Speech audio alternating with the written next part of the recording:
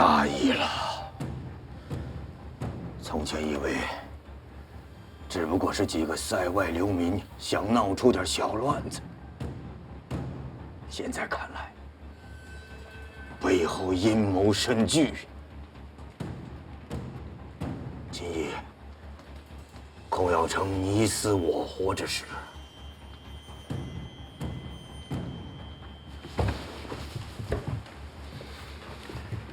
让李泌接着查，如有必要，暗中帮他一把。有什么消息，立刻传回于我。热。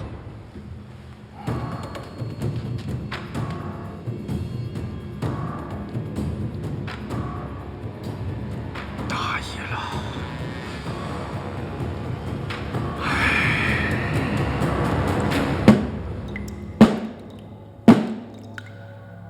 须出万物朦胧。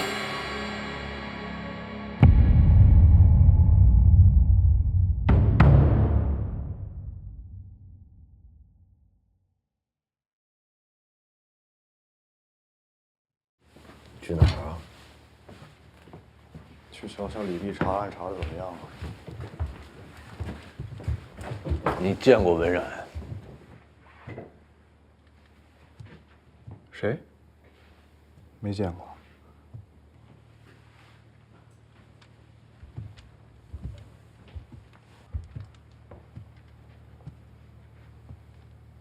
你身上有的随身香囊的味道。他活着吗？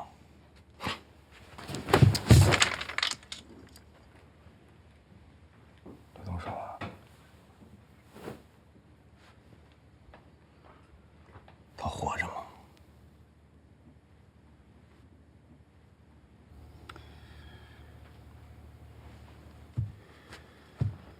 我知道他在哪儿，但是我不能告诉你，行了吧？为何要隐瞒？我隐瞒？我有什么可隐瞒的啊？我谭琪、李泌拼命把你救回来，就是让你给长安办案的。你呢？你是真心为了长安吗？你就一点私心都没有吗？你敢说你今日不是为了给文冉脱罪的吗？张亚静，我告诉你，我就是不相信有你这种人，我就是不相信如今的长安还有人什么都不要就可以提着脑袋办差的。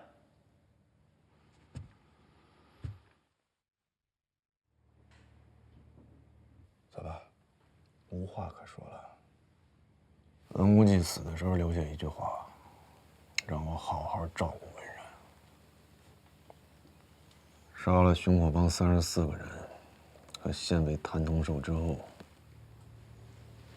我本来可以带文然离开长安，但是被一群人拦住了。拦你？那天你都杀红了眼，谁敢拦你呀？校尉苏坤、武长文无忌、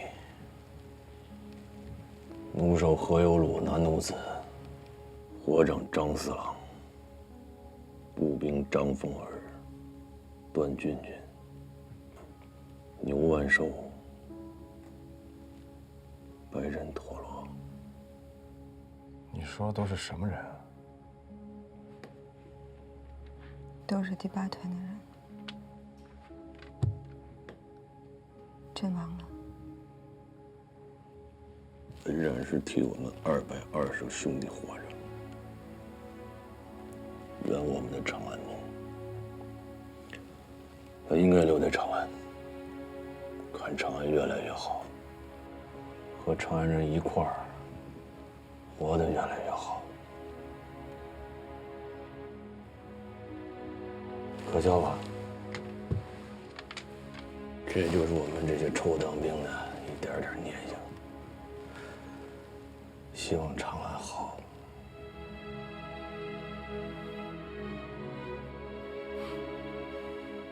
可笑。他受伤了吗？他人没伤，他估计有罪。你打算怎么办？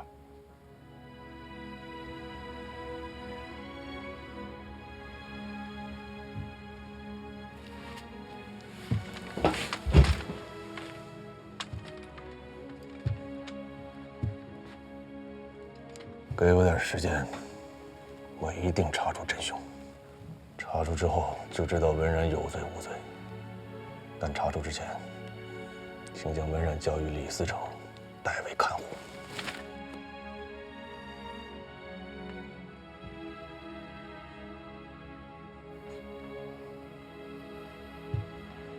姚卫律去哪儿？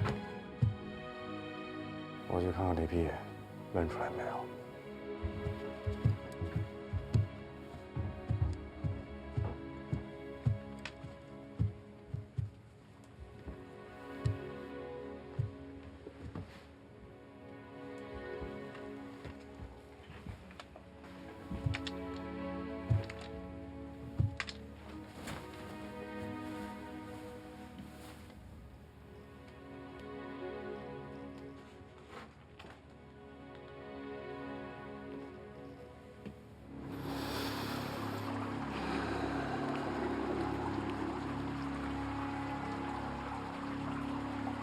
想知道谁派我们来的？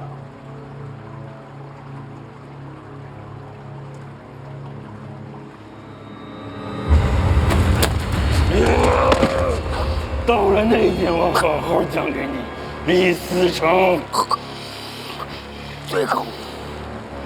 最后就你亲人的机会。你家人在哪儿？我查得出。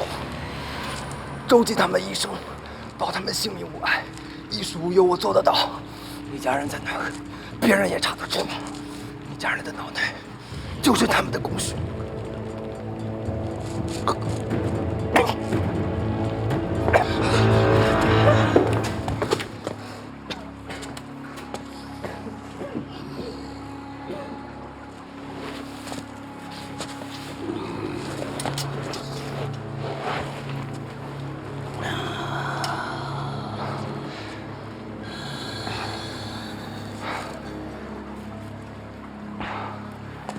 我不是在诱惑你背叛，我知道这对狼卫没有用。你们靠赏金来养家，薪于换你们家人的命。你们的一生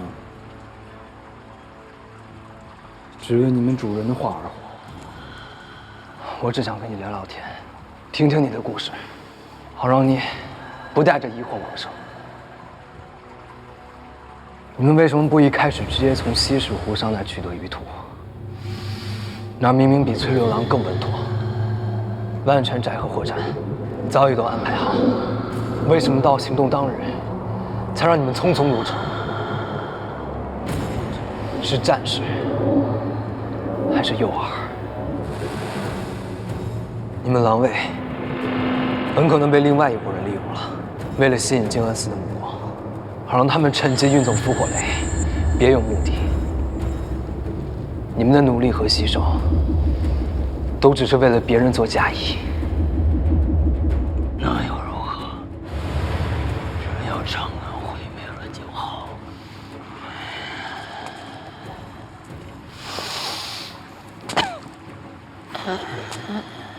没错，那又如何？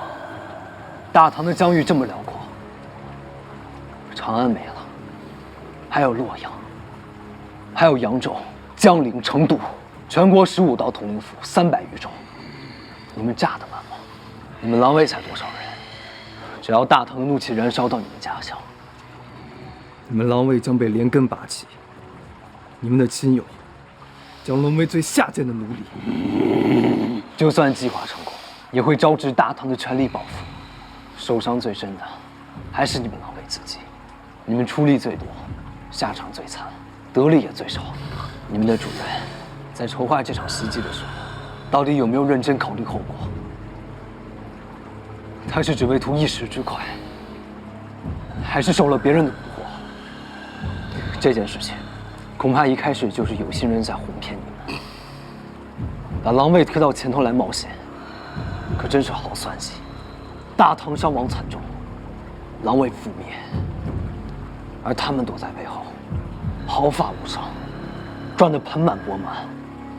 想要利用狼卫，必须在狼卫中间找到内应，而这个内应必须要有足够的权柄，掌控狼卫，而且在长安城内掌控局势。这个人，恐怕只有你们尊贵的主持人能办到吧？他出卖了你们，背叛了你们所有狼卫，把你们陷入万劫不复，而你们所有的努力和牺牲，都成为他投靠新主人的礼物。而这个背叛者，却削掉了忠诚之士的顶发，让他亡生之后，再也无法看顾他的女儿。留下！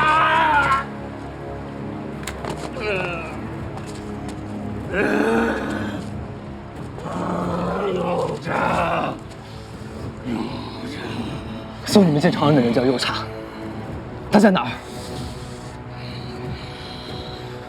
狼卫从不畏惧死亡，可狼卫畏惧死无所知。他骗了我。快告诉我，右差藏身何处？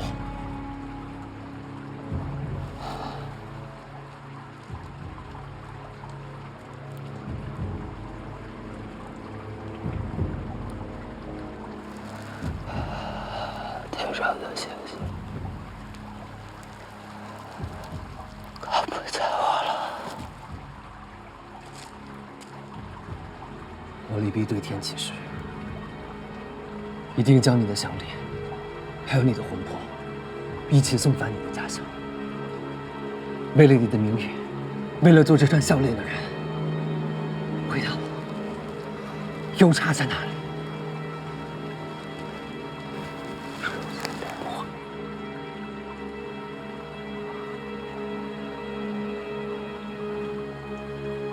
世界话。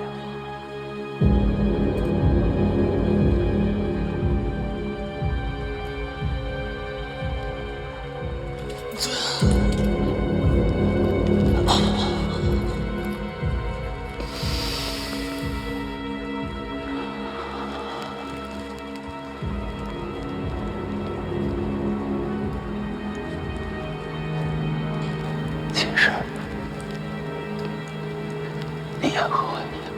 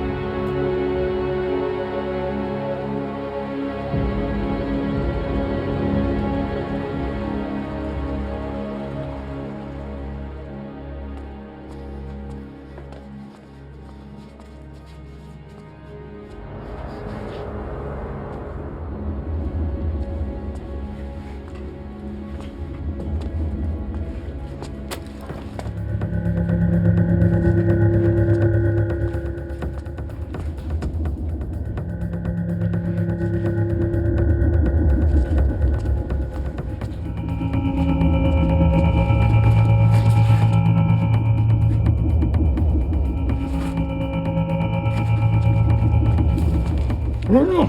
我等你们的人呢？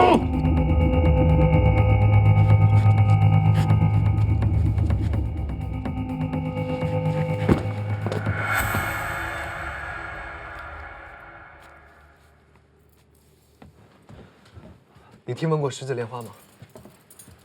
有线索了。曹破岩开口了。十字莲花，十字莲花，十字莲花。稍后。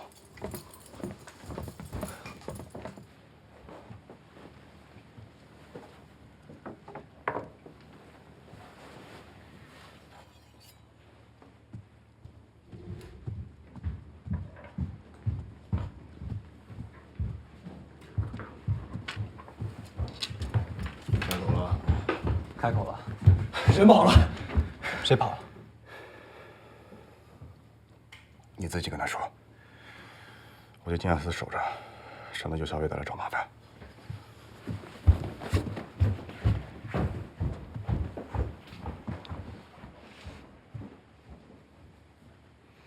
此时此刻，我需要一个信任的人。文然，有了能找着文然了，但估计此刻也逃了。说实话，我挺高兴的，至少证明眼前他还安全。不瞒你说，自你进静安寺时，我和谭溪一直在密查文然。此女疑点甚多，你若一直维护她，我也不再信你。今日你让我对长安做什么我都做，唯独文然，我得护着他。他的事儿，我办完案子我自行解决。公子，更衣吧。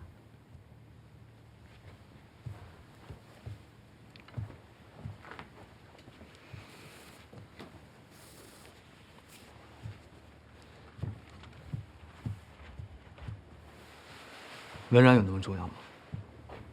李思成公子贵胄，在长安待得烦了，还可以躲到山里，就为图个雅。你不知道我们这些人多想待在长安，自己待不住了，总想留个眼睛留下来，瞧着，替我们瞧着。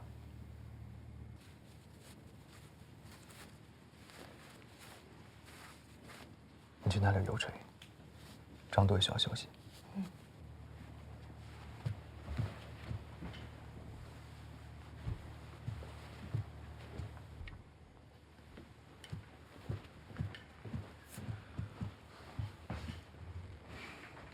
曹破岩死前收十字莲花，我们只要查出十字莲花所指为何，就能查出狼卫的幕后主使。有查。你还信我？张队就算见到文然，也会立即向他询问所知案情，对吧？谢了。右帅这个名字我听过。是狼主最小的儿子。右沙藏在长安，谁能知道他的行踪，还雇他办事情？这人不简单啊！你真的没隐瞒什么吗？眼下需尽快找到邮差，然后查出十字莲花所指为何。现在徐斌在查，但只有他一人，恐怕需要更多的时间。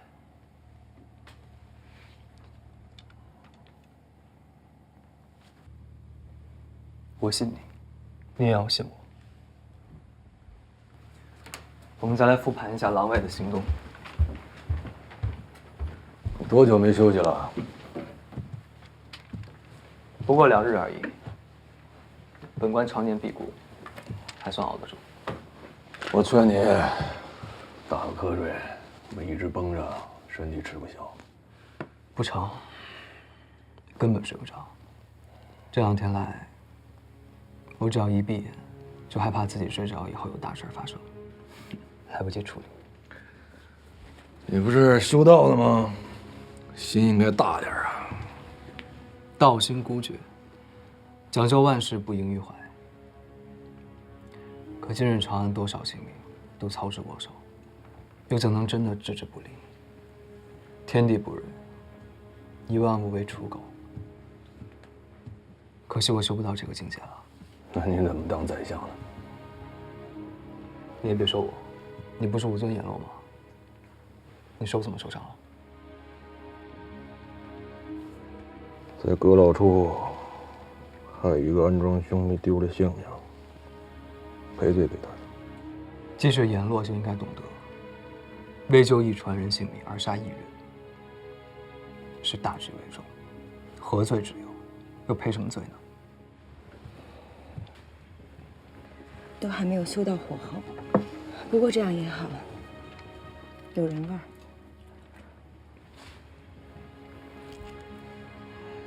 若本官以后遇到这样的情况，你直接下手就是了，不必觉得唧唧歪歪，觉得有什么责任。行，我应了你。我以为你多少会客气一下。你用我，是因为我能办事儿，不是因为客气。公子，这油锤是景文观的老道用素油炸的，十分惊愕。接下来你们还不知道要挨多久，得趁这点余暇多吃点才是。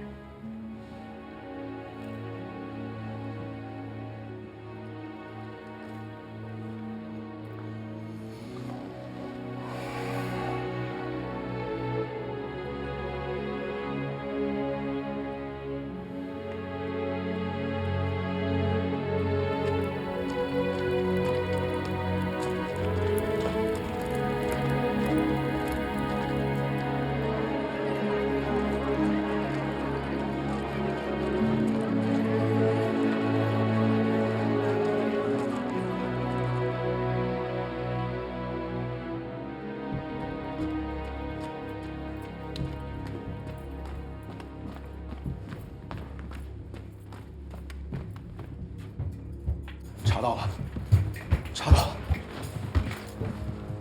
右叉的藏身之地可能是在后处。先说这十字莲花是景寺的标识。景寺，对。所谓景寺，只是少数僧众对他的称呼。他们来到长安已经近100年了，但是地位一直不如先祠，连真正的称呼知道的人都甚少。在官方的文书里，称其为波斯金寺。长安人只知道波斯寺。是重点。重点就是，这个右叉贵人，很有可能就躲在长安某所波斯寺中。波斯寺，那太多了。长安城里有规模的波斯寺有10几座，僧众超1000人，凭一句话去找，无异于大海捞针。能不能像以前查黄远芳那样，查查波斯寺的度点？之前查仙祠，只局限于怀远一方，现在要查的是整个长安所有景寺的度点。时间上根本不允许。长安一图，在这儿。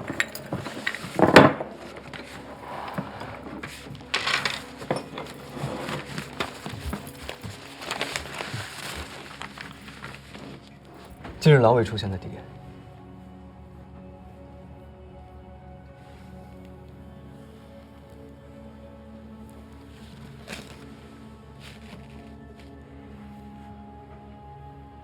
这4座波斯寺，需找到最可疑者，以免打草惊蛇，走漏消息。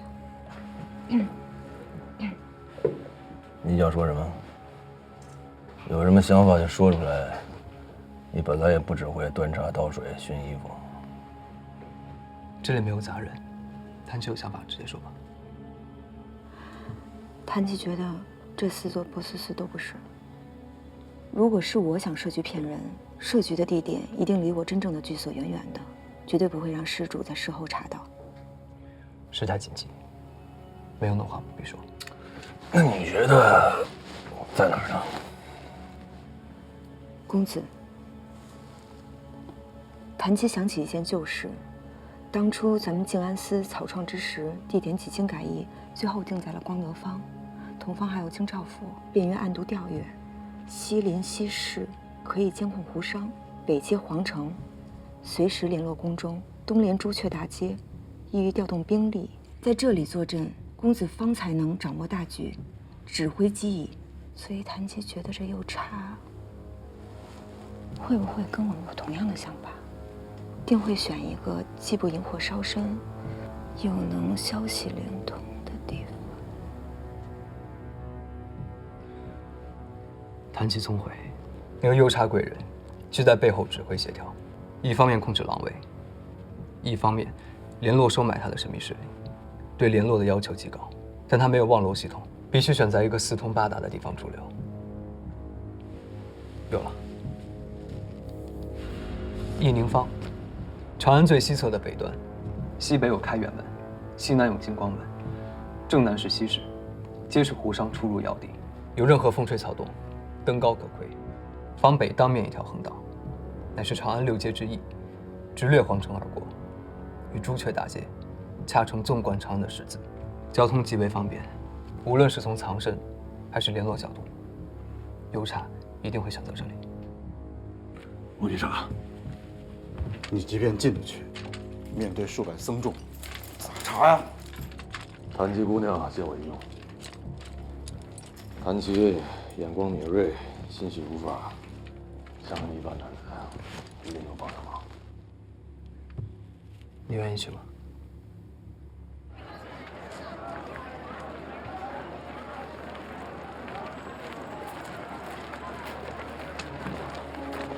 看见他们吃烟闻蜡烛，这在长安流行很多年了。一开始我见着也觉得乐，但后来每年我也这么干。言者言也，熟者寿也。吸足一根蜡烛的香气，能延一年的寿数。跑个吉庆，这就叫吸烛寿。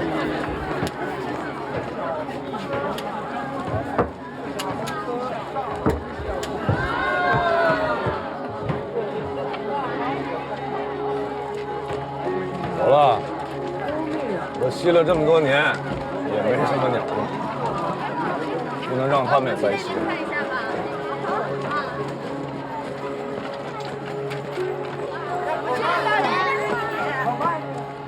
上元安康，上元安康，谢谢。上元安康，谢谢，谢谢。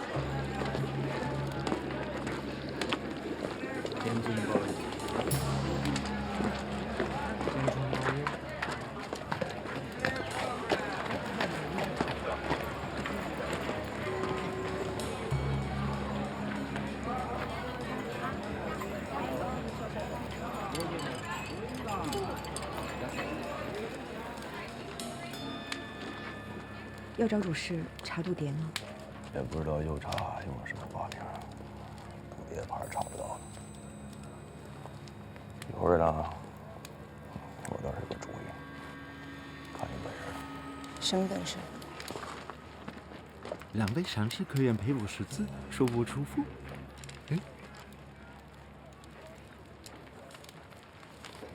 谢谢。我夫人呢，昨夜梦到一位金甲大神，胸佩十字脚踏莲花，说有一位有缘的大德要莅临长安，令我等好生的供奉。我们今天来波斯寺，是来寻师的。夫人，你呢？既然梦见了十字莲花，今日得好生许愿。难道夫人被托梦？想来是被这位真正的有缘人感化吧？这可比供奉鸡皮卷、祭奠金器更难的。可知道那位大德的名字？啊，那个金甲神人只说那位大德非中原人士，近几个月才来长安。波斯的云游僧既有大清、长国、波斯等地人士，也有来自西域乃至北方草原的这非中原人士，未免太广泛了。啊，那神人样貌贵气，贵寺可有这样的人吗？这四种僧太多，一时讲不出啊。不如两位随我进去，随我进去，我去问其他同学。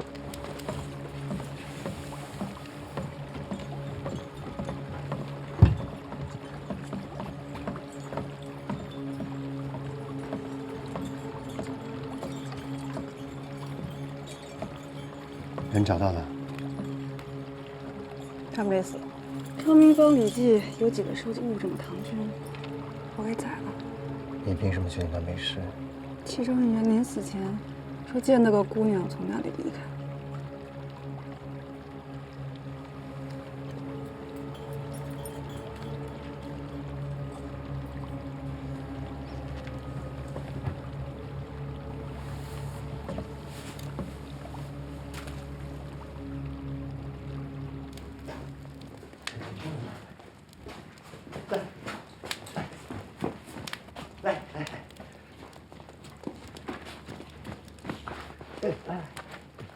杨明，稍等。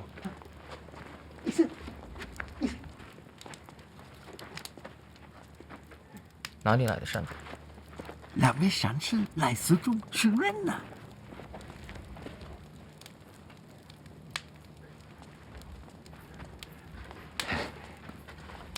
这位是一僧之士，室内书务都是他来掌管。大小事你们尽管问他好了。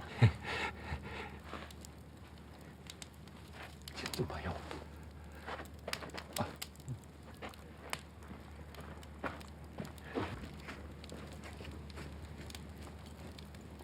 天尊保佑，祝送贤康丽上元安康。二位佳偶天成，看得让一寺真是艳羡不已。这位执事谈话甚是流利，看来咱们真来对了地方了。小女子昨夜梦到一位有缘大德莅临长安，叮嘱我等好生供奉。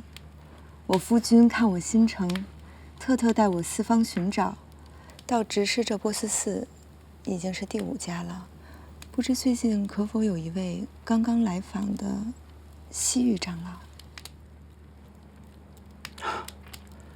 如此说来，确实有一位西域来的长老，新到寺中不久，与尊夫人梦中所闻书籍尽知。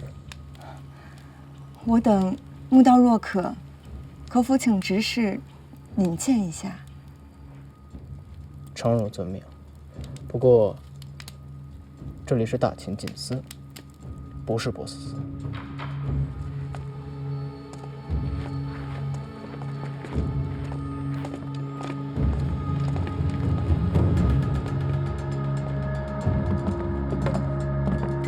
我苦心经营多年，想让长安人知道，大秦锦司这个名字。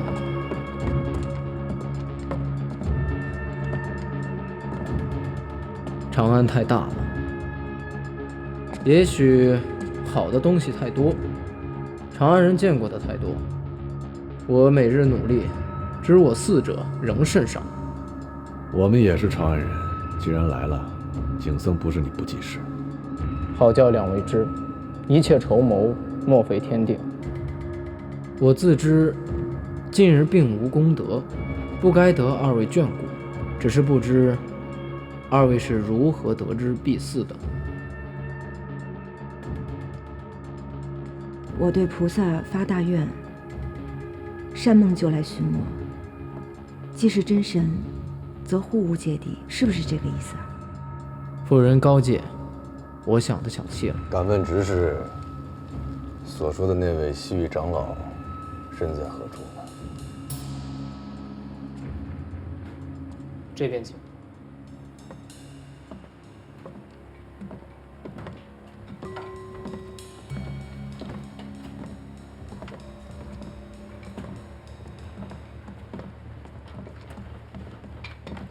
二位，这里是寺中的告解室，信士要是做了什么错事，心怀恶念，便可以来这里忏悔，请大德开解破妄。这里不揭天地，不传六耳，尽可畅所欲言，没有泄露之虞。既然贤伉俪想与大德相认，先做一场告解吧。我没什么可告解的。这是敝寺的惯例。我夫君只是还想带我去关灯，有些耐不住了。烦请这位执事还是尽快带我们去见那位大德吧。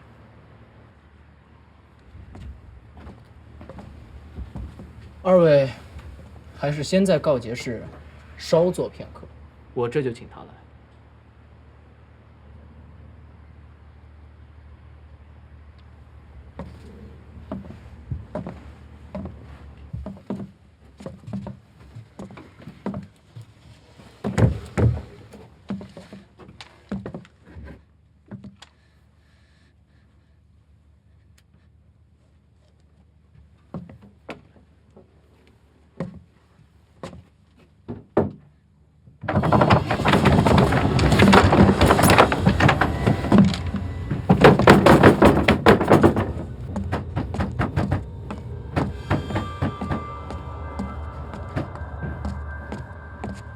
右煞见过你。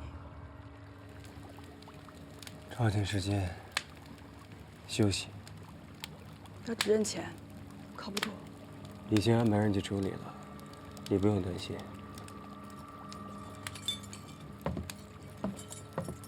你安排了什么人？比我强吗？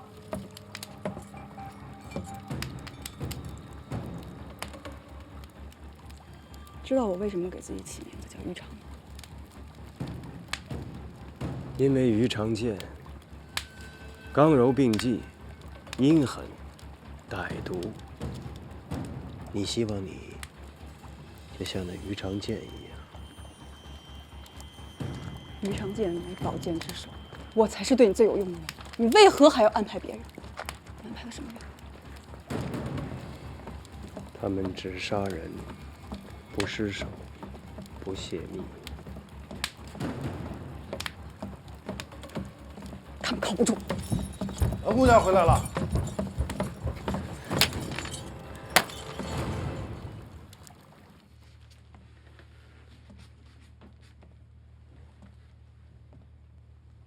夫君，夫君，你会不会怪我呀？若不是我同那老道胡乱修了几年道法，此时我们也不会被关在这里了。你师究竟算出什么了？我师，他倒也没说。我是用他的法子自行推演，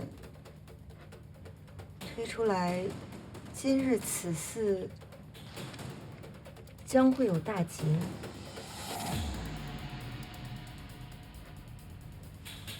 忙忙的就把你拉过来同他化解，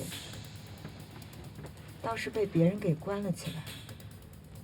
都是天命之劫，哪有什么办法化解呢？天下的好事不会到尽头，坏事也不会到尽头，好坏之间自然有转换。说到这个化解，法子还是有的。什么？夫君，你附耳过来，莫要让人听了去。说。那化解之术就是……说了就不灵了，不能说。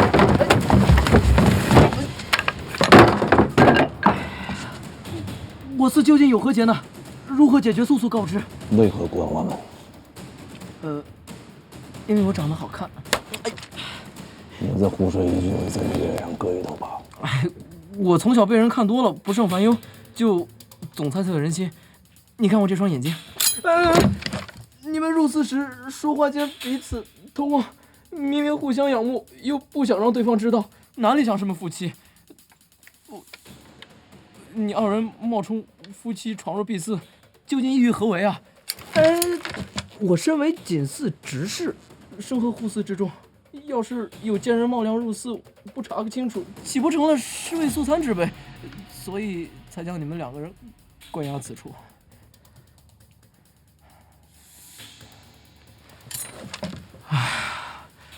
那我也告知事情，我是静安寺都尉张小静，正在查一桩事关长安安危的大案。与之幕后主使住进你寺，你无故关押我们，可是同大案。什么大案？什么主使？是否牵连本寺？你寺已脱法关系，西域狼卫金晨入城，谋划袭击长安，其幕后主使名叫右畅，是狼卫首领之子，已于半年前住进你寺。此人极度危险，牵连着长安数十万人命。你特意在这儿耽误我们，立长安历劫无辜者蒙难，你寺将摆脱不了千古万代的骂名。我祖在上，这次建功有望，必得朝廷青睐，可以正我锦司本名。我知道你们说的是谁，跟我来。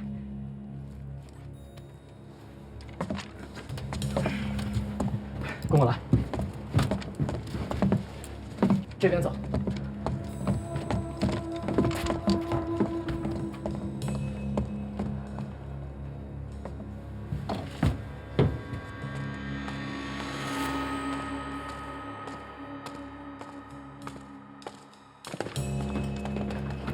技能僧，看见普哲长老了吗？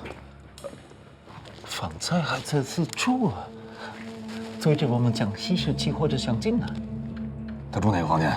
就在后院检修房头一间。